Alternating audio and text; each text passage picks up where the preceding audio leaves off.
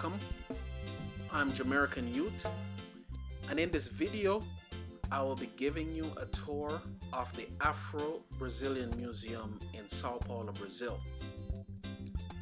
The Afro-Brazilian Museum in Brazil is located in Ibirapuera Park in Sao Paulo, and in this video I'll be talking and narrating some facts about Black Brazilians, African Brazilians, or the African presence in Brazil. Before I continue, I want to ask you to like this video. If you like the video, please hit the like button, and if you have not subscribed as yet, please do so. All right, so let's get into it. For the purposes of this video, Afro-Brazilians are Brazilians who have predominantly or partial African ancestry, and they are referred to as either Preto or Pardo. A Preto is a non-mixed African, or you could say someone that comes from sub-Saharan Africa without a mix. They're not mixed. And a Pardo is a mixed Brazilian, a mixed black Brazilian. So they could be black and white, black and indigenous, black mixed with someone who is white and indigenous as well, or even a Pardo could also be white and indigenous mixed. But an Afro-Brazilian is a Pardo who is mixed with black, or a Preto who is a non-mixed black person. The highest populations of Afro-Brazilians are found in the states of Bahia, Sao Paulo, Rio de Janeiro, and Minas Gerais. Minas Gerais is an inland state. It's an inland state, whereas Sao Paulo, Rio de Janeiro, and Bahia are coastal states. So here are some facts. Brazil is the largest country in South America, and as of April 2021 has an estimated population of 211 million people. As a result of this makes Brazil the fifth largest country in the world by geography or by area, and the sixth largest country in the world by population. So fifth largest by geography or area, sixth largest by population. The Amerindian or indigenous peoples of Brazil are considered to be the original inhabitants of Brazil. So in the South American continent, they refer to as Amerindians. In America, they refer to as Native Americans, but they're the same peoples, or the indigenous people. They are considered to be the original inhabitants of Brazil. The Portuguese came to Brazil in April of 1500. And so April 2021 essentially marks 521 years of Portuguese presence in Brazil. The language spoken in Brazil is Portuguese, the predominant language. There are other types of languages spoken in Brazil as well, mainly from the indigenous class. However, the main language is Portuguese. The first Spaniards and Portuguese explorers in the Americas initially enslaved the Amerindian population. Yes, the Native American groups were also enslaved by the European settlers. However, the Amerindian population was not numerous enough to meet the standards of the European settlers' labor demands. In addition to that, historians estimate that about 30,000 Amerindians died from the smallpox endemic in the 1560s. There are people who look at that differently. Some believe that that was a deliberate use of the smallpox disease to kill out the native groups in the Americas, not only in Brazil, but other parts of the Americas as well. But it killed out quite a bit of the Amerindian population in Brazil. It is unclear what the total Amerindian population was at that time in Brazil.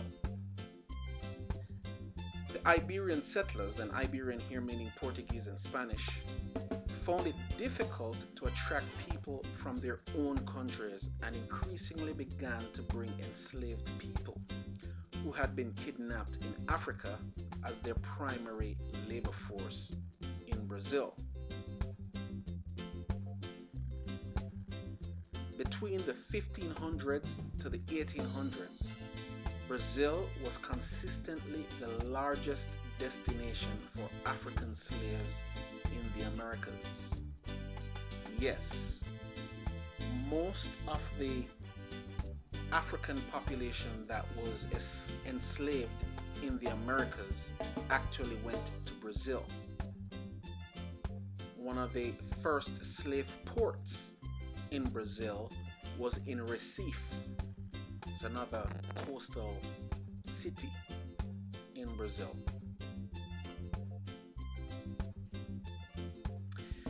In the period between 1500 and 1800, there were almost 5 million enslaved Africans imported to Brazil.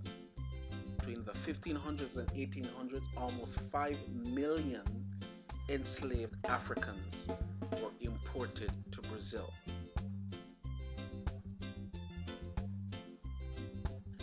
Brazilian slavery had several different roles, including gold mining, sugar plantation work, tobacco, textiles, and cachaca. Cachaca is alcohol made from sugar cane. So those were kind of the slavery occupation that the African slaves did. Now, gold mining and diamond mining, those are like precious stone or precious metal mining, was something that primarily took place in Minas Gerais in Brazil. Again, this is an inland state in Brazil. And as a matter of fact, diamond mining still takes place in Brazil to this day. There is somewhat of a market for diamond mining if persons know how to do that.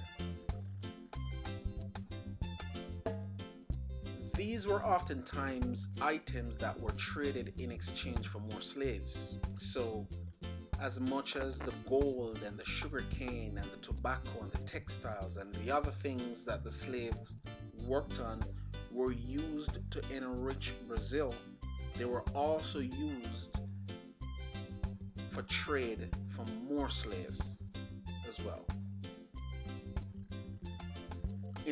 By the 1800s, Brazil had the largest population of African and Creole slaves of any one colony in the Americas.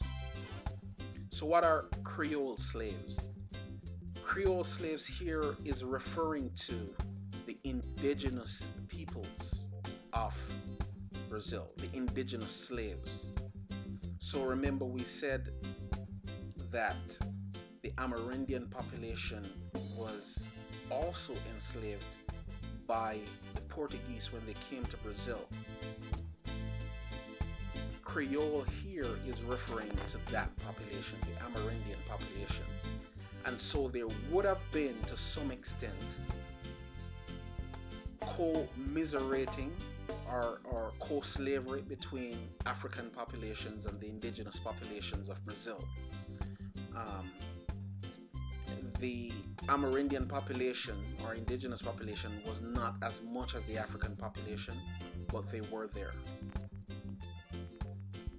So Creole refers to the indigenous / Amerindian population. The journey from the areas of capture in Africa to Brazil could take on average between 33 and 43 days and as many as 76 days. As a result, many Africans died before even reaching to Brazil. It is estimated that only about 45% of Africans made it to Brazil alive. And of those who did make it alive, another 10% to 12% died soon after. So some of them never last long, even if they made it to Brazil. A lot of slaves died on the ships. They died when they were being captured, and then they died even when they got to Brazil. So only the very strongest, the really strong, survived in Brazil. And that probably was the case for other territories in the world, other parts of the Americas where slaves were brought to as well. It is estimated that about 12 million slaves were captured to be brought to Brazil, but the majority of them died before getting to Brazil, just like we said. Now, if you remember, we said approximately 5 million Africans were imported to Brazil. So if you do the math, between 12 million slaves, they were captured approximately, but only 5 million were imported. That is a difference of 7 million who never made it alive. African slaves in Brazil came primarily from Angola, Zimbabwe, Congo, and Mozambique. Angola and Mozambique are Portuguese-speaking countries. These are African countries whose primary languages are Portuguese. Or the primary language, I should say, is Portuguese, Angola and Mozambique. However, there were some who came from Zimbabwe and the Congo as well. Africans suffered various types of physical violence at the hands of the colonizers, receiving as much as 40 lashes per day for various reasons. Of course, lashes were not the only acts of violence that was meted out against them, but these are some of the more consistent things that happened. This is among the more consistent things that happened. In 1835, enslaved Africans initiated a major slave revolt to try to take control of Salvador Bahia, which was at that time the largest city on the American continent. Over the course of the next 50 years, from 1835, major slave revolts and uprisings led to the eventual abolition of slavery in May of 1888. So by the time Brazil had the abolition of slavery, this would have been quite a few years after American abolition of slavery, which was in 1838. That would have been different from the abolition of slavery in the Caribbean, I should say, which was in 1838. So abolition of slavery in the Caribbean was 1838, and abolition of slavery in Brazil was 1888. That would have been different. In Brazil, most working slaves were men, as African and indigenous women were held by white and mixed race men as wives and concubines. And that's kind of putting it nicely, because a lot of the women were raped. A lot of the African women and indigenous women were raped by the white and mixed race men. Some of them married these women, some of them took them as concubines. This led to a decline in the black African population, as the life expectancy of African males was very low, and they oftentimes died without the opportunity to reproduce. At this time, most of the slaves were males. They didn't have a lot of female slaves, and the African males didn't get to interact as much with the African females. And most of the Africans that were brought to Brazil were males to begin with. So if there were females, most of those females were kept by the white mixed race class or group, and they pretty much had sex and reproduced with them for the most part. Some married them, some only reproduced with them. This produced a very large mulatto population, as non-mixed black Brazilian men did not have as much of an opportunity to reproduce with non-mixed black Brazilian women. So the non-mixed black population declined. As a result, the population of the non-mixed black Brazilians have continued to decline over the years. Today, only 15% of Bahia's population are non-mixed black. Bahia is considered to have the largest black population in Brazil. Whenever the term black population is used in Brazil, that includes Pardos, part Africans, but they're mixed with another race. And so that is the majority of the population in Brazil. Pardos are the majority of the population in Brazil, the mixed race. Since the abolition of slavery and the modernization of the Brazilian state and economy, black Brazilians have taken on prominent roles in Brazil in the areas of sport, entertainment, politics, business, literature, and scholarship.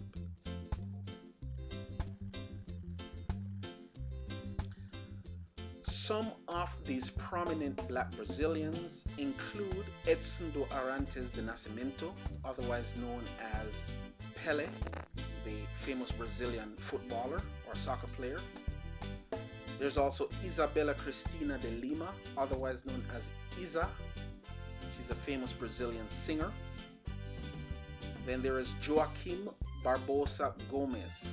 He's a former Supreme Court justice. There is Paulo Paim. He's a businessman and politician. And Luis Ramos, who is a Brazilian actor. Those are some of the notable black Brazilians. And there are several of them, primarily in the sport of soccer. You can think of Robinho, Rivaldo, Roberto Carlos, Juan. There are several of them, and also in entertainment.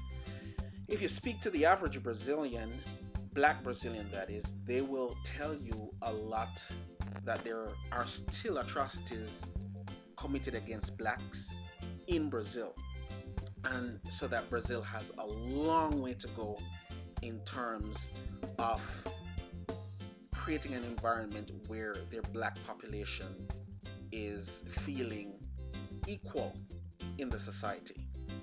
Having said that, some black Brazilians tend not to focus so much on race, and are quite happy with the society as it is. But these are some of the facts about Brazil. I hope you enjoyed this video. Please remember to hit the like button, to share, and subscribe. Thank you for watching this video, and have a good day.